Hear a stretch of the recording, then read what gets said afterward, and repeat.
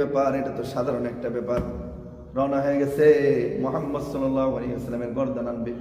এর আগের দিন হাবিবে কিবরিয়া জনাবে মুহাম্মদুর রাসূলুল্লাহ সাল্লাল্লাহু আলাইহি ওয়াসাল্লাম ফরিয়াদ জানাইছে, আল্লাহ ইসলামের বাতিটা নিবে নেব, ইসলামের পতাকা এখন পর্যন্ত উড্ডীন হয় নাই, ইসলামের দুর্দশা অবস্থা, আল্লাহ দুই উমরের যে কোনো একজনকে আপনি ইসলামের জন্য কবুল করেন।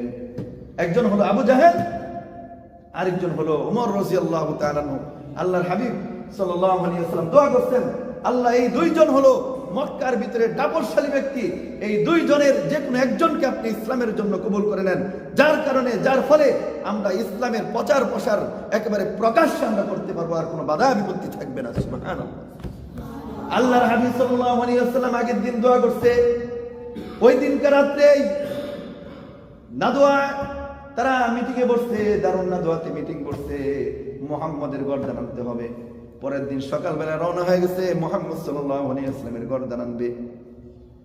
প্রতিমধ্যে যখন সে তরবারি নিয়ে গেছে, নুআইম নামে একজন সাহাবী সাথে তার সাক্ষাৎ, বলে ওমর আপনি কোথায় যান? বলে কথা বলার সময় নাই, 100 উট আমার পুরস্কার নিতে হবে, মুহাম্মাদের গর্দান আমার আনতে হবে। নাউজুবিল্লাহ, জোরে বলেন নাউজুবিল্লাহ। আরে ভাই, আলোচনা কি সবাই বুঝতেছেন? হযরত ওমর বলে, হযরত নুআইম রাদিয়াল্লাহু তাআলা বলে, আগে নিজের ঘর সামলাও, পরে মুহাম্মাদের গর্দান আনতে যাও। এবার ওমর রাদিয়াল্লাহু তাআলা থমকে গেছেন, কি ব্যাপার? আমার নিজের ঘর থামাইবো মানে, আমার নিজের ঘর সামলাইবো মানে?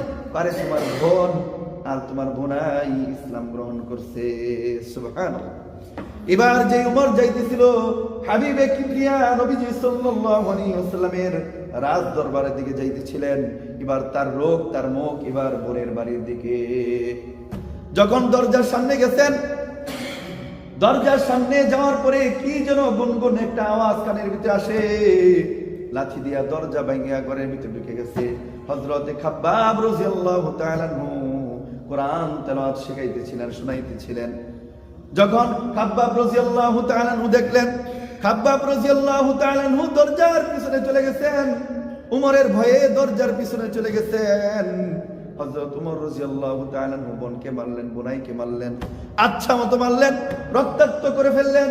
যখন উমর রাদিয়াল্লাহু তাআলা আনহু দেখলেন বোনের মুখ থেকে, চেহারা থেকে রক্ত রঞ্জিত হয়ে গেছে, রক্ত বের হয়, তখন উমর রাদিয়াল্লাহু তাআলা আনহুর জ্ঞান ফিরে আসছে, হুঁশ ফিরে আসছে, অনুশোচনা হয়েছে, আর আমি কি করলাম? বোনকে আমি মারতে মারতে রক্তাক্ত করে ফেললাম।